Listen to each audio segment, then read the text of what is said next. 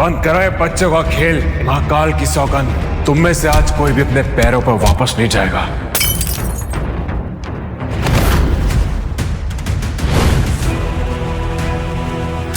हिलना मत, मेरा नाम हेडशॉट है। इसको तो मैं अपने ठिकाने पे ले जाके निपटाऊंगा। चलती गाड़ी से वो कैसे गायब हो गया? क्या है उस पेन का राज? कौन है असली शिवाय? महाकाल की नगरी में सिर्फ एक ही राजा का राज चलता है, खुद महाकाल का। तुम लोग पर आज यहाँ नहीं चलेगा। चल बे हट जा, वरना जो हाल बुढ़िया किया ना वही तेरा करूंगा। बेकार में मरेगा तू। अकाल मृत्यु वो मरे जो काम करे चंडाल का, काल भी उसका क्या करे जो भक्त हो महाकाल का।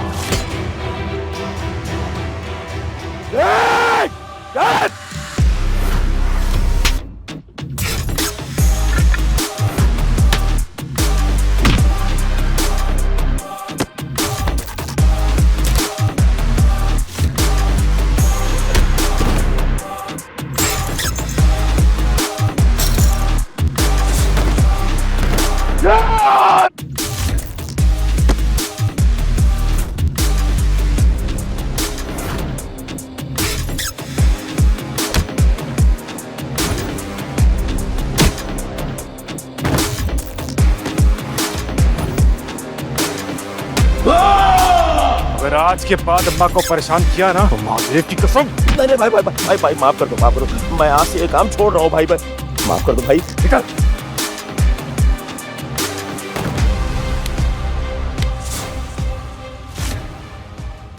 शिवाय बेटा, अच्छा हुआ तू आज आ गया। चिंता क्यों करती हो अम्मा? महादेव है ना तुम्हारी रक्षा के लिए। अम्मा, इन लाल गुलाबों का एक खूबसूरत सा गुलदस्ता बना दो मेरे लिए। आज कोई खास दिन है? हाँ अम्मा, आज मेरी और नंदिनी की शादी की 3री सालगिरह है। लेकिन नंदिनी को इस बात की खबर है? अब मुझे पता हो या उसे, बात तो एक ही अम्मा। सालगिरह तो हम दोनों की है। प्यार अगर एक तरफा हो तो ज्यादा समय नहीं चलता बेटा। अम्मा, ऐसे प्यार की तो बात ही कुछ और होती है। एक तरफा प्यार में भले ही आप सामने वाले की दुनिया का एक छोटा सा हिस्सा हो, लेकिन वो सामने वाला आपकी पूरी दुनिया बन जाता है। अगर महादेव की इच्छा रही तो जितना प्यार तू नंदिनी से करता है उतना ही प्यार नंदिनी भी तुझसे करेगी। अच्छा, अब मैं तुम दोनों के लिए प्यारा सा गुलदस्ता बनाती हूँ। थोड़ी ही देर में गुलदस्ता तैयार हो गया था, जिसे देखकर शिवाय के चेहरे पर मुस्कान आ गई। अरे वाह, अब तो उसे प्यार करना ही होगा अम्मा। आपके फूलों की खुशबू उसे मेरा दीवाना बना देगी। ये लीजिए अम्मा। नहीं नहीं बेटा, आज जो तुमने मेरे लिए किया है उसके बाद ये पैसे लूंगी मैं। अम्मा, अगर आप आज पैसे नहीं लेंगी ना तो मैं फिर आपसे कभी फूल नहीं लूंगा। शिवाय की मीठी धमकी का अम्मा के पास कोई जवाब नहीं था। उन्होंने मुस्कुराते हुए पैसे ले लिए। शिवाय गुलदस्ता लेकर निकला अपनी रूठी हुई नंदिनी को मनाने और उसे एनिवर्सरी विश करने। हेलो, हाँ मेरा लोन सैंक्शन क्या? मेरा लोन सैंक्शन नहीं हुआ। आपको पता है मैं कौन बात कर रही हूँ? मुकेश बजाज की पोती। मुझे अर्जेंटली फंड्स की जरूरत है और हेलो, नंदिनी की कंपनी इस समय भारी लॉस में थी। अपनी कंपनी को बचाने के लिए नंदिनी ने अगले दिन रीयूनियन पार्टी में जाकर अपने दोस्त देव से पैसों की मदद मांगने का फैसला कर लिया था। नंदिनी डार्लिंग, अगर तुम चाहो ना तो कुछ ही मिनटों में करोड़ों कमा सकती हो और अपनी डूबती हुई कंपनी को बचा सकती हो। मतलब I mean, मैं कुछ समझी नहीं। कैसे? अगर तुम कुछ वक्त के लिए मेरी हो जाओ तो मैं तुम्हें 2 करोड़ यूं ही दे सकता हूँ। और अगर और पैसे चाहिए तो क्या देव, प्लीज बताओ ना क्या करना होगा मुझे? तुम मुझे 2 करोड़ से भी ज्यादा दे सकते हो। तुम्हें 2 करोड़ तो क्या 10 करोड़ दे सकता हूँ। 10 crore? What are you saying? Dev please मुझे बताओ तो करना क्या होगा? ज्यादा कुछ नहीं, बस अपनी आज की रात तुम्हें मेरे नाम करनी होगी। इतना बोलकर जैसे ही देव ने नंदिनी का हाथ पकड़ा, वैसे ही देव की नाक पर एक जबरदस्त मुक्का पड़ा। क्या नंदिनी को बचाने के लिए शिवाय का उठाया ये कदम लाएगा उन्हें करीब, या 5 करोड़ के लिए नंदिनी छोड़ेगी शिवाय का साथ? क्या होगा अब इनके रिश्ते का अंजाम? जानने के लिए डिस्क्रिप्शन में दी गई लिंक पर क्लिक करें और डाउनलोड करें पॉकेट FM ऐप। तेरी हिम्मत कैसे हुई ये घटिया बात करने की? मेरी पत्नी है ये, और मेरी पत्नी मुझे कभी भी पैसों के लिए धोखा नहीं देगी। शिवाय अपनी जिस पत्नी पर भरोसा कर रहा था, उसी ने सबके सामने शिवाय के गाल पर एक जोरदार थप्पड़ जड़ दिया। हाउ डेयर यू, हिम्मत कैसे हुई तुम्हारी यहाँ आने की? नंदिनी, तुम इन लोगों के बीच क्या कर रही हो? और शायद तुम भूल रही हो आज हमारी शादी की 3री सालगिरह है। ये देखो, मैं तुम्हारे लिए फूलों का खूबसूरत सा गुलदस्ता लेकर आया हूँ। गुलदस्ता माय फुट। भूलो मत कि तुम्हारी औकात क्या है। 2 कौड़ी के घर जमाई हो तुम बस। और क्या एनिवर्सरी? इन फूलों के सिवा तुमने दिया क्या है आज तक मुझे? अगर कुछ देना चाहते हो ना तो तलाक दे दो, मुझे छोड़ दो। मैं फिर नहीं रहना चाहती तुम जैसे भिखारी के साथ। दम घुटता है मेरा तुम्हारे साथ। मैं जैसी जिंदगी जीना चाहती हूँ वो मुझे देव दे सकता है। देव साहब। तभी वहां पुलिस की एंट्री हुई। दरअसल देव ने शिवाय के आते ही पुलिस को कॉल कर दिया था। बताइए, कौन परेशान कर रहा है आपको? इंस्पेक्टर के इस सवाल पर देव ने शिवाय की तरफ इशारा कर दिया।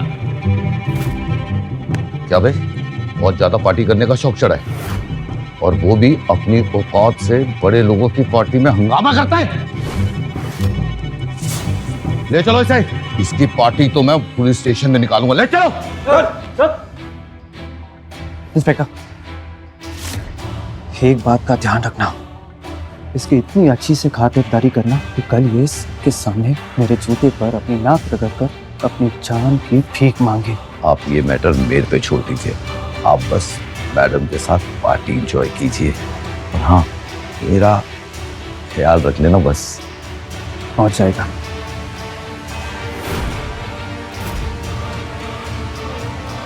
शिवाय कहाँ मर गया?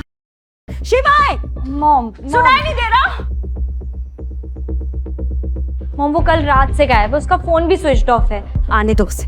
आज उससे घर के सारे बाथरूम घुटनों के बल रेंगते हुए साफ करवाऊंगी, देखना। क्या फोन नहीं लग रहा? मॉम, आज मेरी लाइफ की सबसे बड़ी डील है, और वो डील पूरी तब होगी जब शिवाय डॉक्यूमेंट्स पर साइन करेगा। अगर उसने साइन नहीं किए तो सब कुछ बर्बाद हो जाएगा, सब खत्म हो जाएगा। नंदिनी के दादाजी मुकेश बजाज ने मरने से पहले उनकी कंपनी की पावर ऑफ अटॉर्नी शिवाय के नाम कर दी थी, जिसके चलते कंपनी के हर फैसले में शिवाय के सिग्नेचर्स लगते थे। वैसे मॉम, मैंने उस शिवाय से छुटकारा पाने का प्लान तैयार कर लिया है। कैसा प्लान? ये फाइल जिस पर शिवाय को साइन करने, मैंने इसमें डिवोर्स पेपर्स भी रख दिए। शिवाय को पता भी नहीं चलेगा कि करोड़ों की डील साइन करते करते वो डिवोर्स पेपर्स भी साइन कर रहा होगा। लेकिन वो निकम्मा आखिर गया तो गया कहाँ? शिवाय अंडरवर्ल्ड के कब्जे में था, और उसके सामने बैठा था हेडशॉट, अंडरवर्ल्ड का वो खूंखार सौदागर जिसका करोड़ों का ड्रग सिंडिकेट शिवाय ने तबाह किया था। हेडशॉट की आंखों में नफरत थी, और शिवाय के चेहरे पर सिर्फ इंतजार। तूने मेरे ठिकानों के बारे में पुलिस को बताकर अच्छा नहीं किया शिवाय। तुझे क्या लगा था कि तू मेरी मुखबरी करके बच जाएगा?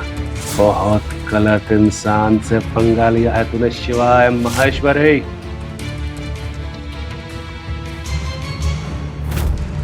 आज मैं तुझे ऐसा तोड़ूंगा कि तू अपनी मौत की भीख मांगेगा, वो भी मेरे पैरों में गिर के।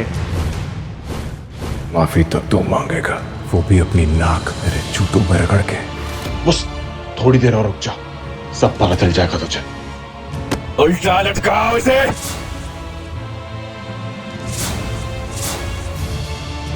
नंगा कर इसे। पता है महाकाल को विनाशक क्यों कहते हैं?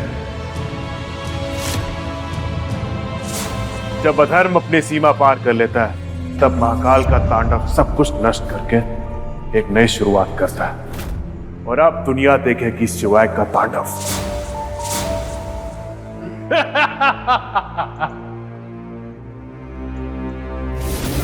अब अबे नंगा कर इसको। जैसे ही हेडशॉट के चेले शिवाय के बदन पर बचे हुए कपड़े उतारने के लिए आगे आए, अचानक वेयरहाउस का माहौल बदलने लगा। जय महाकाल।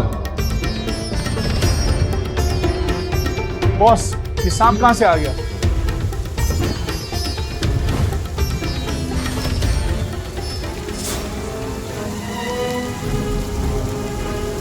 फिर डमरू की आवाज हेलीकॉप्टर की गड़गड़ाहट में बदलने लगी।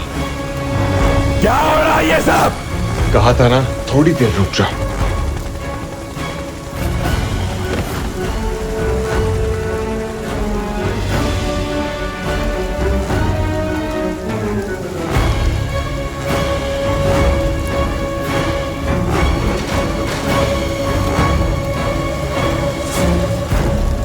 ब्लैक कैट कमांडोज के लीडर कैप्टन सरताज ने जैसे ही शिवाय को लहूलुहान हालत में बंधा देखा, उसकी आंखों में आग सी भर आई।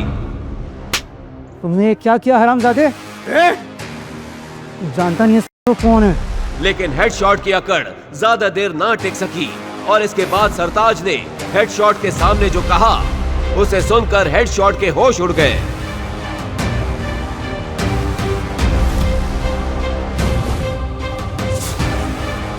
लेकिन वो शिवाय से कुछ कह पाता, उससे पहले ही शिवाय वहां से निकल चुका था।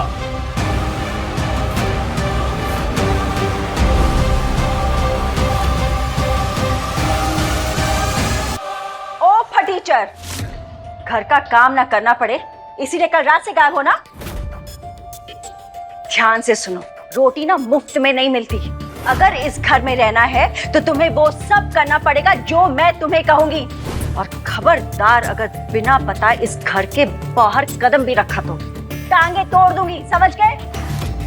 Mom calm down mom. आप भी ना, कोई घर पर वापस नहीं आया और आपस शुरू हो गई। इंसान को पानी तो पूछ लेना चाहिए ना। शिवाय बेबी, कहाँ थे तुम? तुम्हें पता है मैंने कल रात से तुम्हें कितना मिस किया। कहाँ थे तुम? क्या हो नंदिनी, कुछ काम था? शिवाय, मैं बीवी हूँ तुम्हारी, सिर्फ काम के लिए थोड़ी ना तुम्हें याद करूंगी, ऐसे भी तो याद कर सकती हूँ ना। शिवाय को आज नंदिनी का बर्ताव कुछ समझ में नहीं आ रहा था। जिस लड़की ने शादी के 3 साल बीत जाने के बाद भी कभी उसे अपने कमरे तक नहीं आने दिया, वो लड़की आज शिवाय के कंधे पर सर रखकर उसका हाल चाल पूछ रही थी।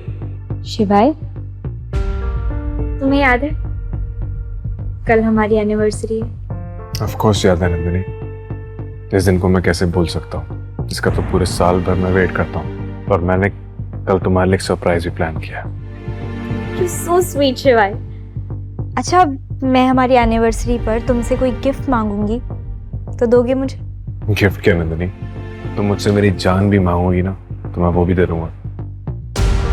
ओए मजनू की औलाद, जान वान देने की कोई जरूरत नहीं है।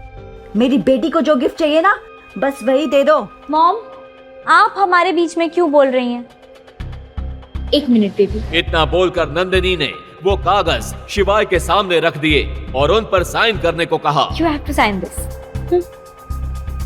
ये किस चीज के पेपर्स है नंदिनी?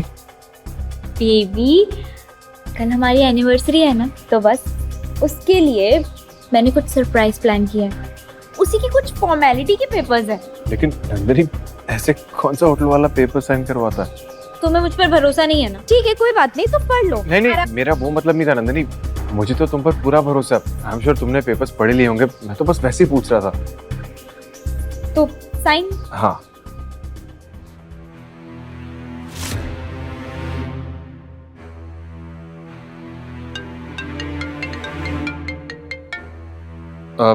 नंदिनी एक इम्पोर्टेंट कॉल है, मैं 2 मिनट में आया। शिवाय, हेलो। हाँ, मैं बस 10 मिनट में पहुंच रहा हूँ। ओके। नंदिनी, मुझे बहुत इंपॉर्टेंट मीटिंग पे जाना है, मैं थोड़ी देर में आता हूँ, फिर साइन करता हूँ। शिवाय, लेकिन साइन तो कर दो। कहाँ जा रहे हो?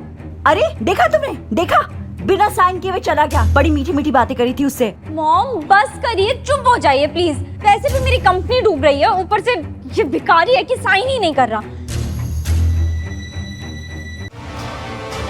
शिवाय को थाने में ले जाकर एक कुर्सी पे बिठा दिया, जहां बैठते ही उसने अपने पॉकेट से सिगरेट निकाली और लाइटर निकालकर जैसे ही उसे जलाने वाला था, तभी एक हाथ ने उस लाइटर को नीचे गिरा दिया। ये क्या तेरे बाप का घर है जो शांत से बैठ कर सिगरेट फूंक रहा है? हवलदार, इसके सारे कपड़े उतारो और बर्फ की सिल्ली पे लेटाओ। इसकी सारी अकड़ ठंडी हो जाएगी। इंस्पेक्टर ने इतना कहा ही था कि तभी उस थाने के ऊपर कई हेलीकॉप्टर्स मंडराने लगे और उनमें से ब्लैक कैट कमांडोज निकले और उन्होंने पूरे थाने को घेर लिया। आप लोग कौन हैं और यहाँ क्या कर रहे हैं? इंस्पेक्टर, आप जानते भी हो आपने किसे गिरफ्तार किया है? इतना बोलकर वो कमांडो शिवाय की तरफ गया और उसके नीचे गिरे लाइटर को उठाकर उसकी सिगरेट जला दी।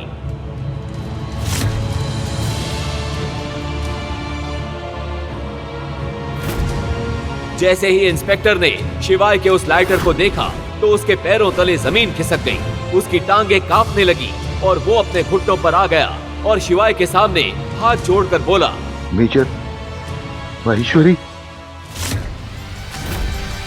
आखिर क्यों उस लाइटर को देखकर डर गया था इंस्पेक्टर?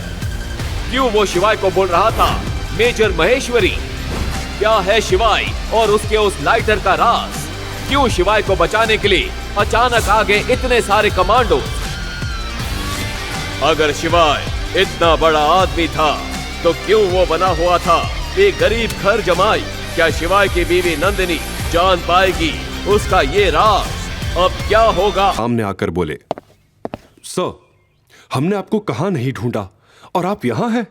हमें कल पता चला कि आप इस हाल में हैं, इसलिए मैं सारी बटालियन को लेकर आपको लेने आया हूं। Sorry sir, I am late.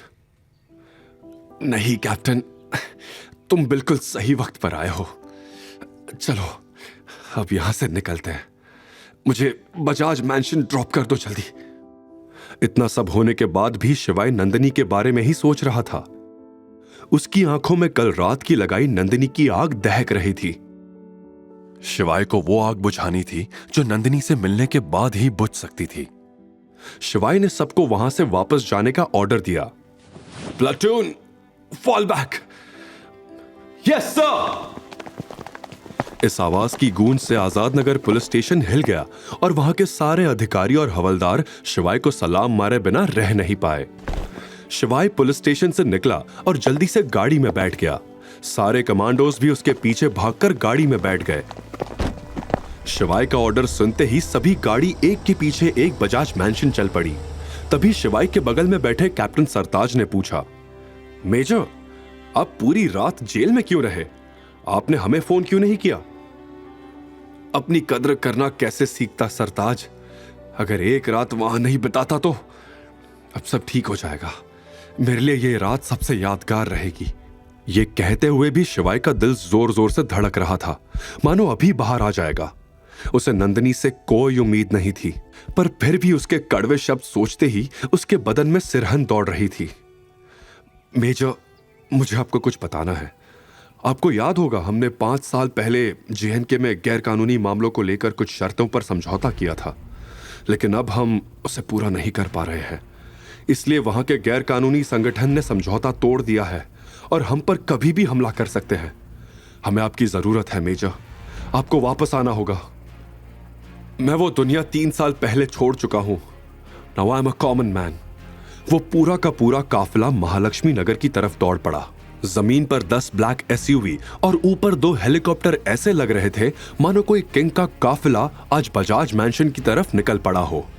उधर नंदिनी घर से निकलकर पुलिस स्टेशन के लिए यश के साथ निकल ही रही थी कि उसके घर के सामने वो सारी एसयूवी कार आके रुकी। आगे खड़ी कार का दरवाजा खुला और गाड़ी से शिवाय को उतरते देख नंदिनी और यश हैरान हो गए। शिवाय को वहां ड्रॉप करके वो काफिला अपनी मंजिल की ओर बढ़ गया। इस वक्त शिवाय की आंखों में अंगारे जल रही थी। वो तेज रफ्तार से नंदिनी के पास आया और उसने उससे पूछा, नंदिनी, क्या सच में तुम्हें वो 12 साल पहले वाला सेंट्रल स्ट्रीट का हादसा याद नहीं है? नंदिनी शिवाय को एकटक देखे जा रही थी। वो कुछ बोल पाती इससे पहले ही शिवाय ने फिर से कहा, वो किडनैपिंग, वो बर्थडे, कुछ भी याद नहीं है तुम्हें? तुम पागल हो गए हो क्या? बाहर कैसे आए तुम?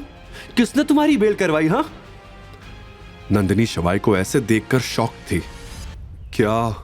क्यों, कैसे, मुझे इस बारे में तुमसे कोई बात नहीं करनी है। मुझे जिंदगी से बहुत बड़ा सबक मिला है। कल अगर तुम मेरे साथ मिसबिहेव नहीं करती तो मैं कभी अपनी कद्र करना सीख ही नहीं पाता, खुद के बारे में कभी सोच ही नहीं पाता। क्या बकवास कर रहे हो? तुम्हारे साथ जो भी हुआ उसमें तुम्हारी गलती थी। मैं तो तुम्हें जेल से छुड़वाकर तुम पर एहसान करना चाहती थी, पर नंदिनी आगे कुछ बोल पाती इससे पहले ही शिवाय ने उसकी बात काटते हुए कहा, मुझे तलाक चाहिए तुमसे नंदिनी। तुम वो नहीं हो जिससे मैंने प्यार किया था। डिवोर्स की बात सुनते ही सब शॉक्ड रह गए। शिवाय नंदिनी से तलाक चाहता था। नंदिनी का ईगो बुरी तरह हर्ट हो गया। उसने गुस्से से कहा, तुम मुझे तलाक दोगे शिवाय? मैं तुम्हारी औकात से बहुत ऊपर हूं। शिवाय के चेहरे पर आत्मविश्वास था, लेकिन नंदिनी को एक बात समझ नहीं आई। लेकिन तुम तो जेल में थे, फिर तुम्हारी बेल किसने करवाई?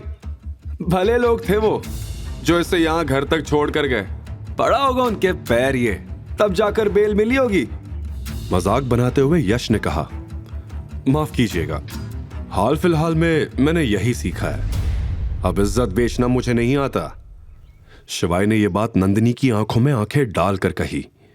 क्या शिवाय अपनी सेल्फ रिस्पेक्ट के लिए अब दुनिया से लड़ जाएगा?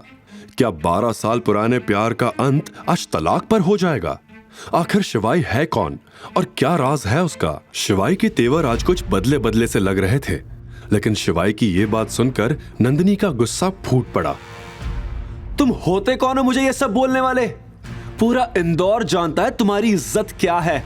बड़े आए मुझे इज्जत की बात सिखाने वाले। नंदिनी की यह बात सुनकर शिवाय अभी चुप बैठने वाला नहीं था। हां, मैंने अपनी इज्जत खोई है तुम्हारे सामने, इस परिवार के सामने, यहां तक कि इस पूरे शहर के सामने। लेकिन तुम्हें कभी मेरा प्यार दिखा ही नहीं, मेरे छोटे छोटे एफर्ट्स दिखे ही नहीं। तुम्हें क्या लगता है मुझे मजा आता है लोगों की गालियां सुनने में? तुम्हें सिर्फ वो दिखा जो दुनिया ने और तुम्हारी मां ने तुम्हें दिखाया। मेरा प्यार तुम कभी समझ ही नहीं पाई, महाकाल की कसम। लेकिन अब मैं खुद की नजरों में और जलील नहीं होना चाहता। ये कहते कहते शिवाय की आंखें भीग चुकी थी। शिवाय पिछले एक दिन में इतना कुछ झेल चुका था कि उसकी अंतरात्मा का दर्द उसके शरीर के दर्द से ज्यादा था। पर वो जलील लोग उसकी इस हालत के बारे में कुछ भी नहीं सोच रहे थे। उल्टा नंदिनी ने उसे जवाब दिया, मुझे तुम्हारा प्यार कभी चाहिए ही नहीं था। पहले दिन से मुझे तुमसे नफरत थी। पता नहीं क्या दिखा दादाजी को तुम्हारे अंदर। और क्या कहा तुमने? छोटे छोटे एफर्ट्स। लास्ट गिफ्ट तुमने मुझे एक नकली पर्ल का हार दिया था। नकली, सुन रहे हो ना? मुझे तुमसे छुटकारा चाहिए बस। जरूर मिलेगा छुटकारा। अब तो तुम्हें वो इंसान भी मिल गया है जो तुम्हें वो सब दे पाएगा जो मैंने नहीं दिया। शिवाय ने यश की तरफ इशारा करते हुए नंदिनी से कहा, तुझसे ज्यादा खुश रखूंगा। और वैसे भी मेरे स्टैंडर्ड्स हाई है। तुझ जैसे लोगों को मैं मुंह भी नहीं लगाता। और अगले हफ्ते नंदिनी का बर्थडे भी है। देखना, मैं सबसे शानदार बर्थडे पार्टी ऑर्गेनाइज करूंगा नंदिनी के लिए। तभी तीखी नोकझोंक के बीच रेखा भी वहां आ गई और नंदिनी का हाथ पकड़कर उसे अंदर ले गई। भिखारियों के मुंह नहीं लगते। अब शिवाय और यश आमने सामने खड़े थे। यश खुद को अकेला पाकर हड़बड़ा गया और कुछ सोचते हुए उसने चिल्लाकर नंदिनी से कहा, ओके नंदिनी, मैं कल सुबह आता हूं। फिर जाते जाते उसने शिवाय को भी एक लुक दे ही दिया। अच्छी किस्मत वालों को ही अच्छी लड़की मिलती है। कल डिवोर्स देने के लिए तैयार है ना? कहीं अपनी बात से मुकर मत जाना। कहकर उसने अपना कॉलर ठीक किया और शिवाय के सामने से चला गया। शिवाय ने यश की बात को एक कान से सुन के दूसरे कान से निकाल दिया। वो वहीं खड़ा सोचता रहा, क्या सच में पैसों में इतनी ताकत होती है कि वो किसी भी इंसान को बदल सके? क्या आज के समय में किसी को प्यार की कदर ही नहीं रही? लेकिन शिवाय हार मानने वालों में से नहीं था। वो इन सवालों का जवाब ढूंढ कर ही रहेगा। आखिर शिवाय था तो एक खिलाड़ी ही, ना हारने वाला जाबाज खिलाड़ी। वो वहां से अपना ईवी स्कूटर लेकर लोटस लेक की तरफ निकल गया। इंदौर में स्थित लोटस लेक अपनी शांत जलधारा और सुंदर कमल के फूलों के लिए फेमस है, जो नेचर लवर्स और फोटोग्राफी के शौकीनों को अट्रैक्ट करता है। वो जब भी उदास होता तो इसी झील पर आ जाता, क्योंकि वहां का स्थिर पानी उसके मन को शांत करता था। वहां पहुंचकर उसने अपने स्कूटर की डिक्की से रूबिक्स क्यूब निकाला और ठंडी हवा लेते लेते सॉल्व करने लगा।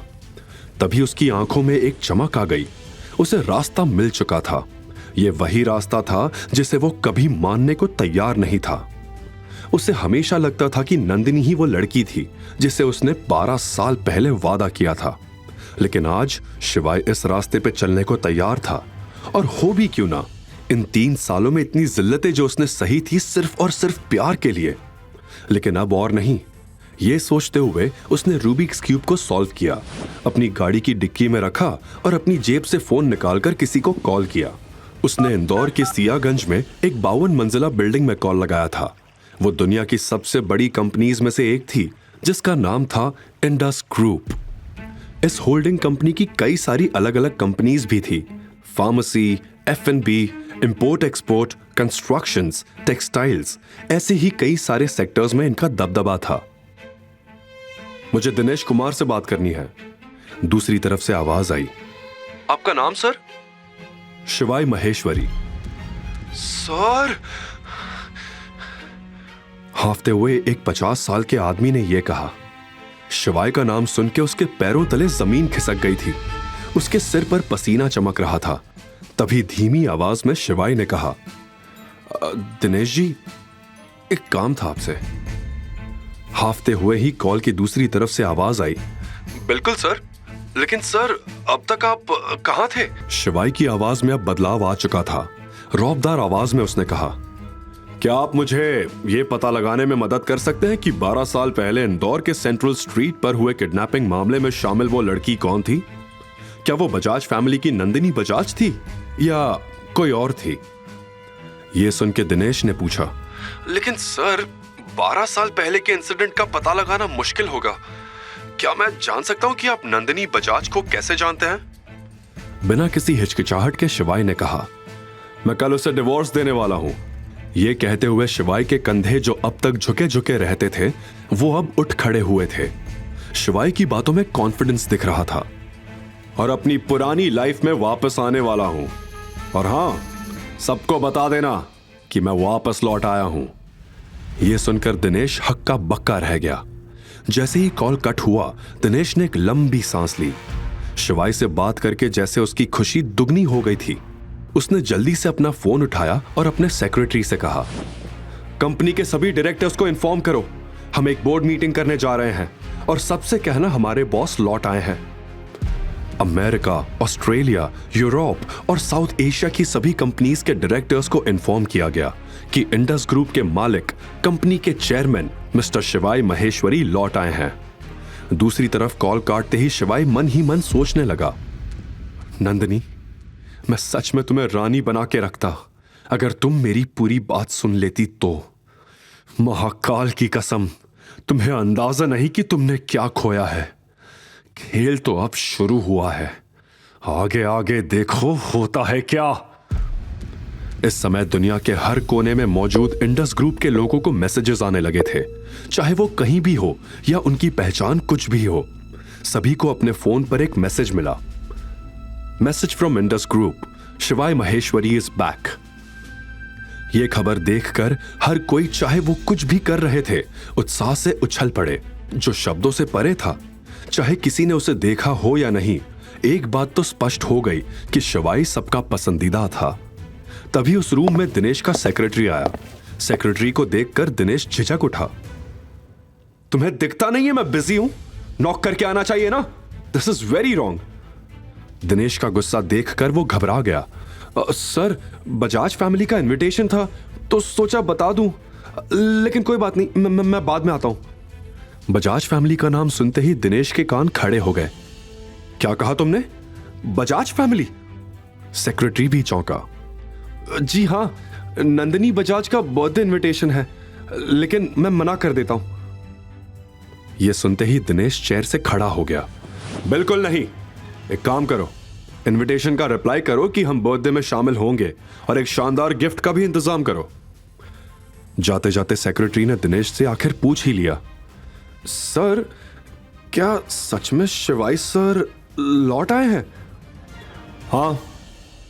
यह सुनते ही सेक्रेटरी चौंक गया, क्योंकि उसने शिवाय को कभी देखा नहीं था, मगर उसके बारे में ढेर सारी कहानियां सुनी थी। वो मन ही मन ये सोच के खुश होता रहा कि उसे भी शिवाय को देखने का मौका मिलेगा। अब खड़े खड़े मेरा मुंह ही देखता रहेगा या कुछ काम भी करेगा? दिनेश ने डांटते हुए कहा। वो बिना कुछ बोले वहां से चला गया। इस हड़बड़ी में देव अंदर आया। क्या बात है, आज इतना हंगामा क्यों हो रहा है ऑफिस में? देव वही लड़का था जिसने नंदिनी को ऑफर रीयूनियन पार्टी में दिया था और दिनेश देव का चाचा था, जिस बात से शिवाय अनजान था।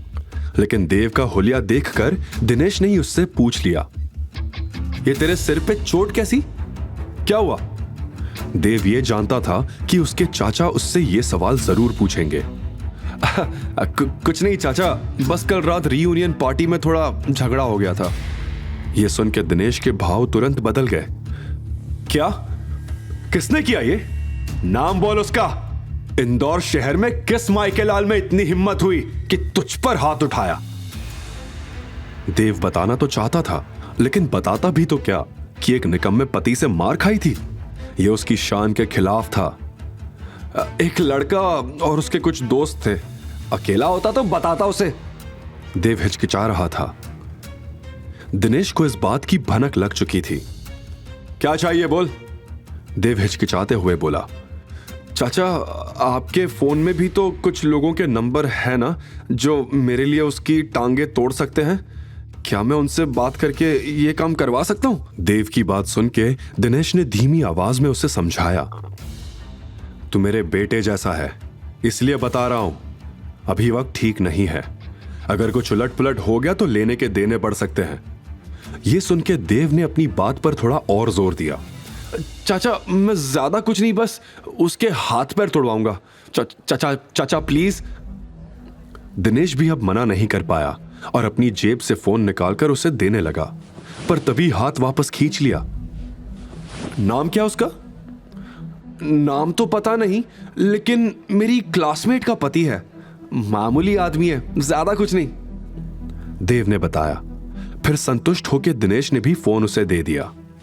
और एक आखिरी बात, अगर कुछ कांड हो गया तो मुझसे बुरा कोई नहीं होगा।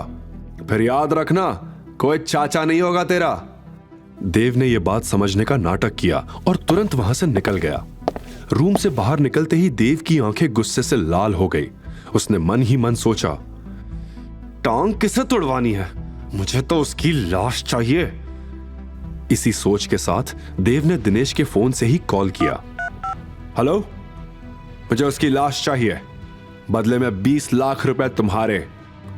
देव ने फोन कट किया और दिनेश को वापस दे दिया और खुशी के मारे वहां से निकल गया। हाँ, पुलिस से तो बच गया, अब हेडशॉट से बच के दिखा। उसको क्या मालूम था वो किससे भिड़ रहा था। अपने कर्मों से अनजान देव मुस्कुराता हुआ वहां से निकल गया। वहीं दूर ग्वालियर के राजमहल में लकड़ी के पुराने दरवाजे अचानक जोर जोर से खड़खड़ाने लगे थे और वहां के सूने गलियारे में किसी के आने की आहट महसूस होने लगी थी। आज पूर्णिमा की रात थी। आसमान में निकला पूरा चांद राजमहल पर अपनी चांदनी बिखेर रहा था। दरारों से हवा सीटियां बजाती हुई गुजर रही थी और दूर कहीं से भेड़ियों के रोने की खौफनाक आवाजें आ रही थी। वहां के 2 केयरटेकर भोला और किशन हाथों में लालटेन पकड़े कांपते हुए खड़े थे। उस खौफनाक माहौल को महसूस करते हुए भोला हकलाकर बोला, आज फिर वही रात आई है। आसमान में पूरा चांद निकला है।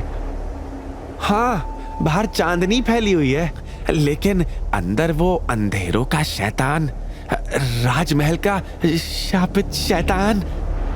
किशन की बात पूरी होने से पहले ही दरवाजे और जोर से खड़कने लगे। ऐसा लग रहा था जैसे कोई उन दरवाजों को तोड़कर अभी बाहर निकल आएगा। किशन की आंखों में आंसू आ गए थे। कांपते हुए होठों से उसने कहा, कब आएगा हमारा शिवाय? वो विनाशक, हे महाकाल, कृपा करो। तभी अचानक एक तेज हवा का झोंका आया और लालटेन बुझ गई। फिर एकदम से राजमहल में सन्नाटा पसर गया था। उधर शिवाय इस वक्त इंदौर के विजयनगर में एक 5 स्टार होटल में चेक इन कर रहा था। तभी अचानक उसे लगा जैसे कोई उसे पुकार रहा था। शिवाय हड़बड़ा गया। फिर उसे लगा भ्रम हुआ होगा। शिवाय ने उस बात को इग्नोर किया और अंदर चला गया। इस वक्त शिवाय के मन में काफी सवाल थे। कहीं नंदिनी वही लड़की निकली तो? लेकिन अगर नंदिनी वही लड़की निकली तो क्या मैं उसे अपना सकूंगा? मेरी इज्जत का क्या मैं ये सही कर रहा हूं या गलत? इन्हीं सवालों से परेशान होकर शिवाय ने अपनी आंख बंद करके हाथ जोड़े। हे महाकाल, अब मैं सब आपके ऊपर छोड़ रहा हूं। फिर आंखें खोलकर उसने कहा, कल मिलते हैं कोर्ट में नंदिनी बजाज। क्या संबंध थे शिवाय के ग्वालियर के राजमहल से? आखिर क्या था उस महल के दरवाजे के पीछे? क्या संबंध थे शिवाय के ग्वालियर के राजमहल के राजगुरु के साथ? एक आदमी की इतनी सारी पहचान, आखिर है कौन शिवाय महेश्वरी? और ये हेडशॉट कौन था जो शिवाय की जिंदगी में मौत का तांडव करने वाला था? अगली सुबह नंदिनी, रेखा और यश फैमिली कोर्ट जाने के लिए रेडी हो चुके थे। राजा साहब अभी भी सो रहे हैं, अभी जाकर उठाती हूं। रेखा गुस्से में शिवाय के रूम में गई, लेकिन शिवाय का कोई अता पता नहीं था। रेखा ये देखकर चौंकी, न जाने शिवाय अभी कहां था। इधर नंदिनी और रेखा ने पूरा घर छान मारा था। कहां गया ये निकम्मा? रेखा गुस्से में बड़बड़ाने लगी। कोई बात नहीं मॉम, वो आ जाएगा, चलो हम चलते हैं। नंदिनी को जैसे शिवाय की फिक्र ही नहीं थी। वो जिए या मरे उससे कोई मतलब नहीं था। मगर पिछले 3 सालों में यह पहली बार हुआ था जब शिवाय पूरी रात घर से बाहर रहा हो। यह बात रेखा को खटकी। बजाज फैमिली के टुकड़ों पर पलने वाला वो ऐसे गायब कैसे हो सकता है? तलाक का प्रॉमिस करके कहीं भाग तो नहीं गया ये आदमी? अच्छा हुआ ना मॉम, निकम्मा तो था ही, अब भगौड़ा भी बन गया। जान छूटी। अब आप कोर्ट चलो वरना देर हो जाएगी। नंदिनी ये बोलते हुए यश की गाड़ी की फ्रंट सीट पर जाकर बैठ गई और तीनों कोर्ट चले गए। उधर सरस्वती नदी के घाट पर शिवाय ने प्रातः स्नान करके महाकाल के मंदिर में पूजा अर्चना की। उस जगह का माहौल अद्भुत था। ढोल और नगाड़े की आवाज से वातावरण में एक अलग ही ऊर्जा थी।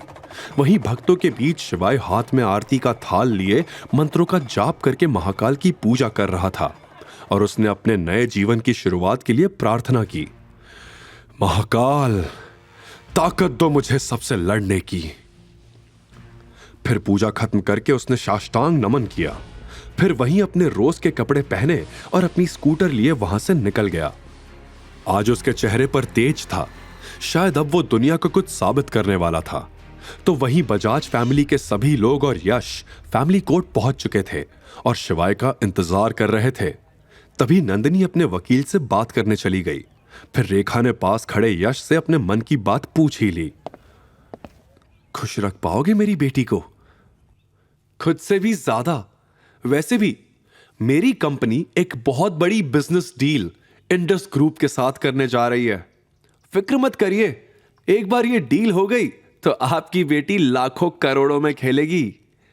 यश ने कॉलर चढ़ाते हुए कहा। यश की यह बात सुनकर रेखा की आंखें चमक उठी। बेटा, मन तो मेरा भी खेलकूद करने का बहुत करता है, लेकिन इस ढलती उम्र में मैं करोड़ों का बोझ नहीं उठा पाऊंगी। मैं लाखों से ही अपने मन को समझा लूंगी। क्यों नहीं? इधर आपकी बेटी मेरी हुई और उधर सब कुछ आपका हुआ। इतना सुनकर रेखा को तसल्ली हुई। अब उसे अपने फ्यूचर की चिंता करने की जरूरत नहीं।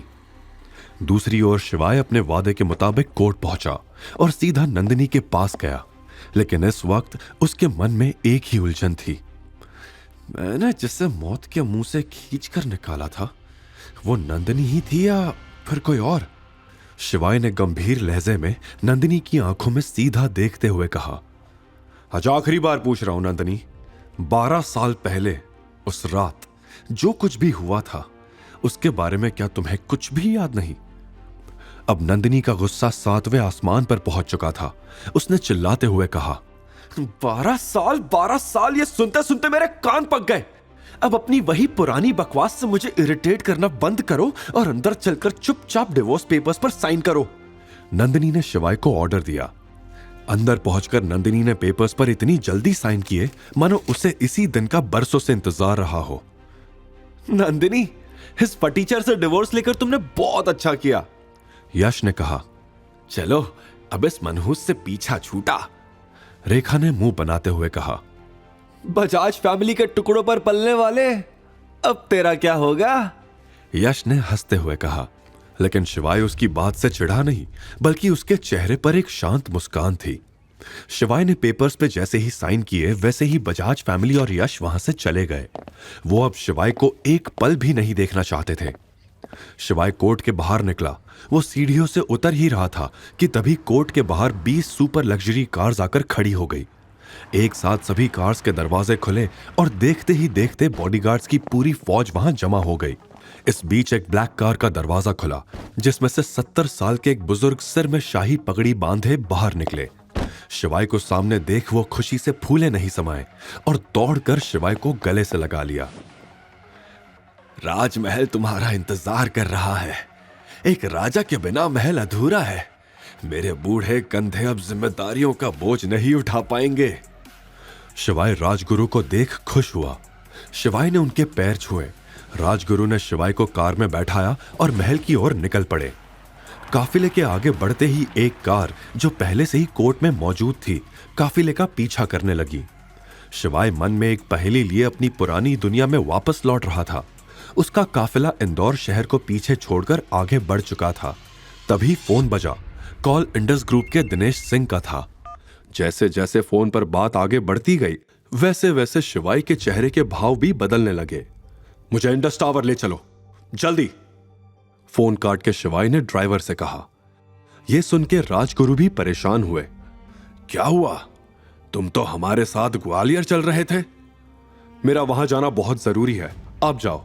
ये काम खत्म करके मैं आ जाऊंगा। राजगुरु ये सुनकर खुश नहीं थे, लेकिन अब शिवाय ने बोल दिया तो बोल दिया।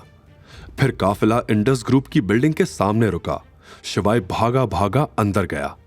वहीं पिछली शाम शहर के बीचों बीच एक सीक्रेट क्लब के बेसमेंट में, जहां सभी तरह के इलीगल काम होते थे, एक शानदार मीटिंग रखी गई थी, जिसमें अरबपति, करोड़पति, हत्यारे, शार्प शूटर्स और अंडरवर्ल्ड में नए भर्ती हुए लोग कमरे में भरे हुए थे। आज से चाहे वो ईस्ट सिटी का पार्ट हो या वेस्ट स्ट्रीट का या सर्राफा मार्केट हो, सभी को एक नाम याद रखना होगा, और वो है मेजर शिवा। अब जब मेजर वापस आ रहे हैं तो हमें सभी मतभेदों को त्याग कर उनका स्वागत करना होगा। हमें भूलना नहीं चाहिए कि उन्होंने हमारे लिए क्या किया था। यह ऐलान एक अधेड़ उम्र के इंसान ने किया, जो उन सभी का सुप्रीम था। एक बड़े रूम के बीचों बीच बड़ी सी कॉन्फ्रेंस टेबल रखी हुई थी।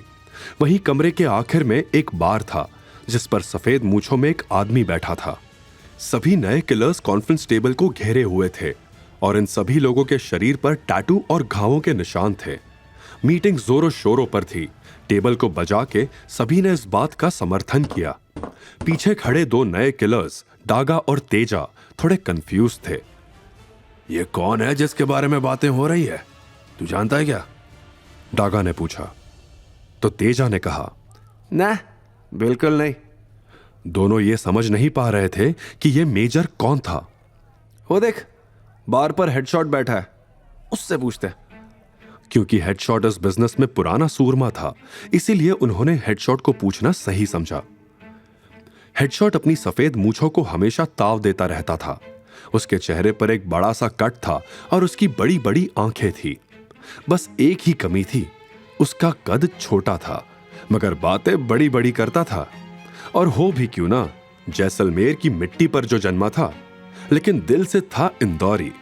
जब डागा और तेजा उसके पास आए तो वो उन्हें घूरने लगा। हेडशॉट, तुम हमसे ज्यादा समय से यहां हो, क्या तुम जानते हो कि ये मेजर कौन है? तेजा ने उत्सुकता से पूछा। हेडशॉट ने इधर उधर देखा, हंसा और धीरे से बोला, मां कसम, मैंने सपने में भी नहीं सोचा था, पर इधर के हालात वाकई बदतर हैं। तुम लोग मेजर शिवा को नहीं जानते और मेरे सामने खड़े होने की हिम्मत कर रहे हो? ना ना ना ना ना, मां कसम मैं बता रहा हूं, अगर ये मीटिंग नहीं चल रही होती तो तुम दोनों को जिंदा गाड़ देता। अब ये बताओ, क्या तुम लोग जानते हो कि 5 साल पहले क्या हुआ था? ये सुनकर डागा और तेजा दंग रह गए। यही तो हम जानना चाहते हैं। हेडशॉट ने उन दोनों की ओर देखा। मुझे याद है 5 साल पहले अंडरवर्ल्ड में एक सन की घोस्ट घुसा था। वो दिल का बहुत बुरा आदमी था, वो किसी को भी मार देता था। काट देता था और तो और जला भी देता था। मुझे याद है उसका एक ही सपना था, पूरे इंडिया के अंडरवर्ल्ड पे राज करना। लेकिन वो कहते हैं ना, हर कहानी में विलन को मारने के लिए हीरो का आना तो जरूरी ही होता है। और अपनी कहानी का हीरो है मेजर शिवा। ये सुनकर डागा और तेजा शॉक्ड हो गए थे। जब मेजर आए तो उन्होंने उस घोस्ट की हालत पतली कर दी। रातों रात उन्होंने उसकी बनाई अंडरवर्ल्ड की दुनिया को तबाह किया था। मुझे आज भी याद है उनके गले की वो रुद्राक्ष माला। जैसे जैसे हेडशॉट कहानी बताया जा रहा था, वैसे वैसे उसकी आंखें बड़ी होती जा रही थी। फिर क्या हुआ? तेजा ने उत्सुकता से पूछा। हेडशॉट ने बोलना जारी रखा। उन्होंने सभी को तितर बितर कर दिया था। मां कसम सच बता रही हूं, अपनी इन आंखों से उन्हें 735 प्रोफेशनल किलर्स को मारते देखा था, अकेले, बिना किसी हथियार के, अपने हाथों से। कहानी सुनाते सुनाते हेडशॉट के भाव बदलने लगे। घोस्ट की संगत में मैंने भी कई मासूमों की जान ली थी। बस फिर क्या था, मेजर ने मुझे इतना मारा और साथ ही निशान के तौर पे चेहरे पे यह कट दे दिया। बस उस दिन से मैं उनका भक्त हो गया। महाकाल का रूप है वो। उन्होंने हम जैसे बुरे लोगों के साथ भी इतना अच्छा किया। ये निशान आज भी मुझे उनकी याद दिलाता है। ये सुन के डागा और तेजा की आंखें फटी की फटी रह गई। उन्हें बिल्कुल यकीन नहीं हुआ। चल झूठा, तुम कुछ भी कहोगे और हम उस पर यकीन कर लेंगे, डागा ने कहा। हेडशॉट ने बस उन दोनों की तरफ सिर उठाकर देखा और मंद मंद मुस्कुराया। क्या तुमने देखा है उन्हें कभी? तेजा ने पूछा। हेडशॉट ने अपनी बची हुई ड्रिंक खत्म की। बेटा, शेर की दहाड़ी काफी है उसका परिचय देने के लिए। चेहरा देखा नहीं तो क्या, महसूस तो किया है। उस अंधेरी काली रात में एक अकेला शेर सभी गीदड़ों पर भारी पड़ा था। तभी हेडशॉट का फोन बजा। उसने नाम देखते ही कॉल उठा लिया। जी हुजूर, फरमाइए, क्या सेवा कर सकता हूं? लेकिन जैसे ही फोन की दूसरी ओर की आवाज सुनी तो उसके चेहरे के भाव बदल गए। मैं देव बोल रहा हूं, दिनेश का भतीजा। यह सुन के उसने धीमी आवाज में कहा। मां कसम छोटे मालिक, आपकी आवाज डिट्टो मालिक जैसी है। बताओ क्या काम था?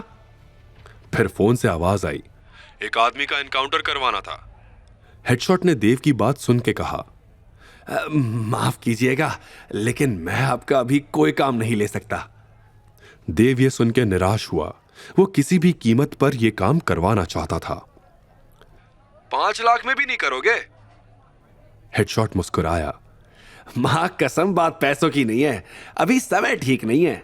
कुछ रूल्स है जो मुझे फॉलो करने पड़ते हैं। लेकिन देव अपनी बात पर अड़ा हुआ था। 10 लाख भी नहीं? यह सुनकर हेडशॉट के मन में भी लालच आ गया। आप समझने की कोशिश करिए। देव ने और पैसे बढ़ाए। 20 भी नहीं? लेकिन अब हेडशॉट की आवाज बदल गई थी। मां कसम, 20 में तो खुद को गोली मार लूं। जरा पता बताओ उसका और फोटो भी भेज दो। देव ने भी खुशी खुशी सब बताया। शिवाई नाम है, बजाज फैमिली का दामाद है, मैं फोटो भेजता हूं। यह कहकर देव ने फोन काट दिया। वहीं अभी इंडस टावर के मीटिंग रूम में शिवाई के अंदर का ज्वालामुखी फटने को तैयार था। उसने ग्लास उठाया। उसकी आंखों में गुस्से की लपटें और तेज हो गई। उसकी पकड़ ग्लास पर कस गई। उंगलियों की जकड़ से जैसे कांच भी सहम गया हो। ग्लास सीधे मीटिंग रूम की बड़ी टीवी स्क्रीन से टकराया। कांच की दरारें एक पल में पूरी स्क्रीन पर फैल गई। टीवी का पूरा फ्रेम जोर से हिला और स्क्रीन चकनाचूर होकर हजारों टुकड़ों में बिखर गई। एक पल के लिए कमरे में सन्नाटा छा गया और अगले ही पल शिवाई ने गुस्से में पूछा, बेच दिया? वो भी एक नाइट क्लब में? एड्रेस बताओ। शहर से बाहर थंडर नाइट क्लब के अंधेरे कमरे से एक लड़की के चिल्लाने की आवाजें आ रही थी। बचाओ! बचाओ! मुझे इस राक्षस से बचाओ! उस आवाज में दर्द झलक रहा था। क्या सच में वो लड़की वही थी जिससे शिवाई ने 12 साल पहले वादा किया था? किसने बेचा था उसे और क्यों? मीटिंग रूम की शांति दिनेश ने तोड़ी। उसने उस लड़की की सारी जानकारी शिवाई को बतानी शुरू की। सर, आपके कहने पर हमने 12 साल पुराने मामले की दोबारा जांच की। इन्वेस्टिगेशन के दौरान पता चला कि 35 साल पहले नंदिनी के पापा केशव बजाज वंदना नाम की लड़की से प्यार करते थे, लेकिन वंदना गरीब थी, इसलिए केशव के पिता रघुवीर बजाज ने जबरदस्ती उनकी शादी रेखा से करवा दी। केशव शादी के बाद भी वंदना से मिलते रहे। रेखा और वंदना एक ही वक्त पर प्रेग्नेंट थी और कोइंसिडेंटली दोनों ने एक ही दिन 28 दिसंबर को बेटियों को जन्म दिया। आज तक ये बात उस फैमिली ने सीक्रेट रखी है। ये देखिए, दोनों लड़कियों के बर्थ सर्टिफिकेट्स और ये उस दूसरी बेटी की फोटो। दिनेश एक एक करके सारे सबूत शिवाय को दिखा रहा था कि तभी शिवाय ने चौंक कर वो फोटो उठा ली। अंधा विश्वास और अंधा प्यार कितना खतरनाक होता है, आज ये बात शिवाय समझ चुका था। नंदिनी के दादाजी पर किए गए अंधे विश्वास ने ही शिवाय से उसका सब कुछ छीन लिया था। शिवाय के दिमाग में इस वक्त हजारों सवाल एक साथ चल रहे थे। नंदिनी के दादाजी ने कितनी सफाई से शिवाय को कन्विंस कर लिया था कि 12 साल पहले वो जिससे मिला था वो नंदिनी ही थी। वहीं दूसरी तरफ नंदिनी काफी परेशान थी, क्योंकि जब वो कोर्ट से लौट रही थी तो उसके सामने से बहुत सारी लग्जरी कार्स निकली थी। उसे पूरा यकीन था कि उसने उन गाड़ियों में शिवाय को देखा था। मां, आई एम श्योर मैंने उन ब्लैक लग्जरी कार्स में शिवाय को देखा था। बेटा, तू भी क्या फालतू बात कर रही है? उसकी इतनी औकात कहां है कि वो इतनी महंगी गाड़ियों में बैठे? तू बस यश के बारे में सोच। उसकी कंपनी का कॉन्ट्रैक्ट इंडस ग्रुप के साथ हो गया तो हम सब उसके पैसों पर ऐश करेंगे। नंदिनी को भी रेखा की बात सही लगी। अगर शिवाय इतना अमीर होता तो आज तलाक की नौबत ही नहीं आती। उसने अपना मूड ठीक किया और अपने कमरे में आराम करने चली गई। वैसे तो नंदिनी की शादी यश से होने वाली थी, लेकिन अगर उसे कोई और अच्छा ऑप्शन मिल गया तो वो शायद यश को भी छोड़ देगी, क्योंकि नंदिनी को बस पैसों से मतलब था। शिवाय ने फोटो देखते ही चौंक कर उसे कसकर पकड़ लिया, मानो बरसों से भटकती उसकी रूह को अचानक ठिकाना मिल गया हो। उसकी आंखें तस्वीर पर जमी थी, दिल बेकाबू धड़क रहा था। ये वही लड़की थी जिसे उसने कभी अपना सब कुछ मान लिया था। उसकी आवाज में हल्की कपकपी थी जब उसने ये पूछा, यही लड़की उस दिन मेरे साथ थी? इसका नाम क्या है? क्या यह बजाज परिवार की नाजायज बेटी है? और दोनों बहनें इतनी सिमिलर कैसे लगती हैं? शिवाय की धड़कनें अब और तेज हो चुकी थी। दिनेश ने गंभीर आवाज में जवाब दिया, जी सर, ये उनकी नाजायज बेटी अवंतिका है। इसे जन्म देते ही वंदना जी की डेथ हो गई थी और नंदिनी से आपकी शादी से पहले ही दादाजी ने अवंतिका को एक हॉस्टल में भेज दिया था ताकि वो आपके सामने कभी ना आए। अवंतिका से आप 12 साल पहले चाइल्ड ट्रैफिकिंग के दौरान मिले थे, नंदिनी से नहीं। 12 साल! बस ये सुनते ही शिवाय का अतीत उसकी आंखों के सामने आ गया। वो रात जब उसने अवंतिका को गुंडों से बचाया था, वो पल जब उसने उसकी मासूम आंखों में अपना पूरा भविष्य देख लिया था, वो पहली नजर का प्यार जो दोनों को हो गया था। अगर मुझे पता होता कि वही लड़की जिसे मैंने अपनी जान से ज्यादा चाहा मुझसे इतने सालों से दूर कर दी गई थी, तो महाकाल की कसम मैं सारी हदें पार कर देता। शिवाय ने गहरी सांस ली और अपनी आवाज को संभालते हुए बोला, मैंने उससे वादा किया था कि जब वो 20 साल की होगी मैं उससे शादी करूंगा। शिवाय के कानों में अभी भी अवंतिका का जवाब गूंज रहा था, आज तुम्हारी वजह से मेरी जिंदगी बच गई। अब मैं भी महादेव से रोज प्रार्थना करूंगी कि तुम जल्द से जल्द मुझे लेने आओ। I'll wait for you। अपने ख्यालों से बाहर निकलकर शिवाय ने खुद को संभालते हुए दिनेश से पूछा, अभी अवंतिका कहाँ है? मुझे सिर्फ इतना पता है कि आज दोपहर के बाद से अवंतिका गायब है। उसे कहीं बेचा गया है, जैसे बचपन में हुआ था, लेकिन उसकी एग्जैक्ट लोकेशन का अपडेट बस थोड़ी देर में आ जाना चाहिए। यह सुनकर शिवाय का खून खौल रहा था। तभी दिनेश की सेक्रेटरी ने दरवाजा नॉक किया। May I come in, sir? Come in। Sir, आपने मिस्टर यश चतावत को कॉन्ट्रैक्ट साइन करने के लिए बुलाया था। वो बाहर आपका वेट कर रहे हैं। क्या कहूं उन्हें? दिनेश ने बिना एक पल गवाए कहा, Tell him to wait। शिवाय उस सेक्रेटरी की बात सुनकर चौंक गया। उसने तुरंत अंदाजा लगा लिया कि यह वही यश था, नंदिनी का बॉयफ्रेंड। लेकिन इस समय शिवाय के लिए सिर्फ अवंतिका मायने रखती थी। ऐसा लग रहा था मानो ये सब उसके खिलाफ कोई सोची समझी साजिश थी जो बजाज परिवार ने मिलकर रची थी। लेकिन अब शिवाय से लोकेशन जानने का वेट और नहीं हो रहा था। उसका दिल घबरा रहा था कहीं अवंतिका के साथ कुछ गलत ना हो जाए कि तभी दिनेश का फोन बजा। कॉल उठाते ही दिनेश ने हड़बड़ी में पूछा, कुछ पता चला मिस अवंतिका का? लेकिन बदले में जो जवाब मिला उसे सुनते ही दिनेश के पैरों तले जमीन खिसक गई। दिनेश के रिएक्शंस शिवाय को परेशान कर रहे थे। क्या हुआ अवंतिका को? कहां है वो? दिनेश ने घबराते हुए कहा, सर एक बड़ी गड़बड़ हो गई है। रेखा ने अवंतिका को थंडर नाइट क्लब में 2 करोड़ में किसी विकी नाम के आदमी को बेच दिया है। शिवाय ने विकी का नाम सुना था। वो बेहद घटिया इंसान था। उसकी फितरत ही गंदी थी। लड़कियों को अपने पैसों और ताकत से खरीदना उसका शौक था। वो लड़कियों को सिर्फ एक सामान समझता था। उनकी बेबसी का फायदा उठाकर उन्हें शिकार बनाता था। शराब, जुए और काले धंधे में विकी का नाम हमेशा गलत कामों से जोड़ा जाता था। लेकिन उसकी पहुंच इतनी ऊंची थी कि अब तक कोई उसे छू भी नहीं पाया था। वहीं दूसरी तरफ अवंतिका के सामने बैठा आदमी विकी उसे भूखे कुत्ते की तरह देख रहा था। अवंतिका वहां का माहौल समझ चुकी थी, इसलिए जल्द ही वहां से निकलना चाहती थी। लेकिन विकी के इरादे कुछ और ही थे। अवंतिका विकी से कुछ कह पाती इससे पहले ही विकी का फोन बजा। वो आ गई है, मेरे सामने बैठी है। मुझे बिल्कुल उम्मीद नहीं थी कि तुम ऐसी बला को मेरे पास भेजोगी। रखता हूं, कल घर आकर पैसे ले जाना। दूसरी तरफ ये सुनकर रेखा मुस्कुराई।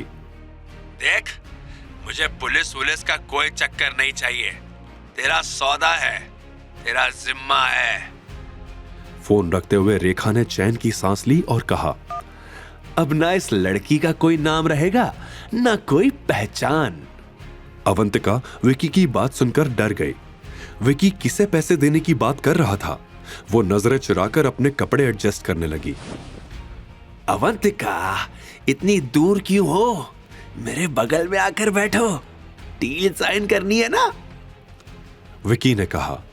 यह सुनते ही अवंतिका के बदन में सिरहन दौड़ गई। विकी के इरादे अब उसे पूरी तरह समझ आ चुके थे। अवंतिका आज फिर से एक बड़ी मुसीबत में फंस गई थी। अचानक उसके दिमाग में बचपन की सारी यादें उमड़ पड़ी। कैसे रेखा उसे मारती थी और घर का सारा काम करवाती थी। वो पढ़ाई में नंदनी से बेहतर थी, इसलिए रेखा ने उसे ग्रेजुएशन भी पूरा करने नहीं दिया। अवंतिका नंदनी से ज्यादा खूबसूरत थी, इसलिए नंदनी भी उससे जलती थी और आए दिन कुछ ना कुछ नुकसान करके उसका इल्जाम अवंतिका पर डाल देती थी। अवंतिका ने हर दिन जिल्लत और तकलीफ के साथ जिया था, सिर्फ इस उम्मीद में कि एक दिन वो 12 साल पहले वाला लड़का आएगा और उसे अपने साथ ले जाएगा। लेकिन अफसोस, वो कभी नहीं आया। आज अवंतिका ने ठान लिया था कि अगर उसके साथ कुछ भी गलत हुआ तो वो अपनी जान दे देगी। वो इस तरह की जिंदगी अब और नहीं जी सकती थी। अवंतिका को विकी को बेच दिया है, ये सुनते ही शिवाय की आंखों में ज्वालामुखी धधक उठा। उसकी गुस्से से लाल आंखें मानो अब पूरी दुनिया जला देंगी। उसका पूरा शरीर कांप रहा था। मुझे अभी के अभी थंडर नाइट क्लब जाना है, फटाफट गाड़ी निकालो, फास्ट। और एक बात और, आज यहां जो भी बात हुई है उसे कॉन्फिडेंशियल रखना। जब तक अवंतिका नहीं मिल जाती, मैं नहीं चाहता किसी को भी मेरी सच्चाई का पता चले। Of course sir, don't worry, हम ध्यान रखेंगे, दिनेश ने जवाब दिया। शिवाय तेजी से लिफ्ट की ओर बढ़ा, लेकिन हर सेकंड उसे भारी लग रहा था। उसकी सांसें तेज हो रही थी। अवंतिका, मैं आ रहा हूं, बस थोड़ा सा इंतजार कर लो, बस थोड़ी देर के लिए खुद को संभाल लो। वो खुद से बड़बड़ा रहा था कि तभी यश उसके सामने आ गया। आगे की कहानी जानने के लिए देखिए अगला एपिसोड सिर्फ पॉकेट एफएम के यूट्यूब चैनल पर। और शिवाय एक विनाशक के सारे एपिसोड्स को सुनने के लिए डिस्क्रिप्शन में दी लिंक से डाउनलोड करें पॉकेट एफएम ऐप।